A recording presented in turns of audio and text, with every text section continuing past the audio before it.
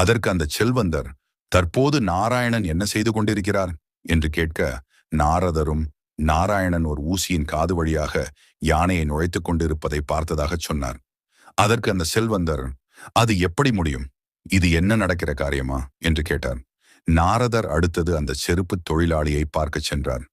அவரிடமும் இதே சம்பாஷணை நடைபெற்றது. ஆனால் அந்த செருப்பு தைக்கும் தொழிலாளி, இதில் என்ன விந்தை? ஒரு பெரிய ஆலமரத்தை சின்ன விதையில் அடக்கியவர், பிரபஞ்சத்தை தன் வாயில் காண்பித்தவர், அவருக்கு யானையை ஊசியில் நுழைப்பது என்பது என்ன பெரிய விஷயமா என்று பதில் சொன்னார்.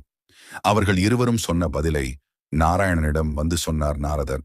கடவுள் பக்தி என்பது பூஜை புனஸ்காரங்கள் செய்வது மட்டுமில்லை.